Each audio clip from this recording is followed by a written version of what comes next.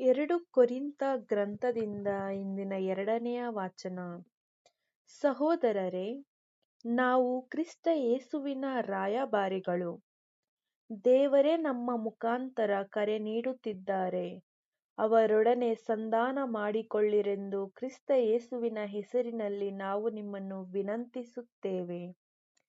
ಪಾಪವನ್ನೇ ಅರಿಯದ ಕ್ರಿಸ್ತ ಯೇಸುವನ್ನು ದೇವರು ನಮಗೋಸ್ಕರ ಪಾಪಸ್ವರೂಪಿಯನ್ನಾಗಿಸಿದರು. ಕ್ರಿಸ್ತ ಯೇಸುವಿನಲ್ಲಿ ನಾವು ದೇವರ ಸತ್ಸಂಬಂಧವನ್ನು ಪಡೆಯಲೆಂದೇ ಹೀಗೆ ಮಾಡಿದರು. ಅವರೊಡನೆ ದುಡಿಯುತ್ತಿರುವ ನಾವು ನಿಮ್ಮಲ್ಲಿ ವಿಜ್ಞಾಪಿಸುವುದೇನೆಂದರೆ, ದೇವರಿಂದ ನೀವು ಪಡೆದ ವರಪ್ರಸಾದಗಳನ್ನು ವ್ಯರ್ಥ ಮಾಡಬೇಡಿ. ಸುಪ್ರಸನ್ನತೆಯ ಕಾಲದಲ್ಲಿ ನಿನ್ನನ್ನಾಲಿಸಿದೆನು, ಉದ್ಧಾರ ದಿನದಂದು ನಿನಗೆ ನೆರವಾದೆನು ಎಂದಿದ್ದಾರೆ ದೇವರು. ಇದೇ ಆ ಸುಪ್ರಸನ್ನತೆಯ ಕಾಲ, ಇದೇ ಆ ಉದ್ಧಾರದ ಸುದಿನ. ಪ್ರಭುವಿನ ವಾಕ್ಯ. ದೇವರಿಗೆ ಕೃತಜ್ಞತೆ ಸಲ್ಲಲಿ.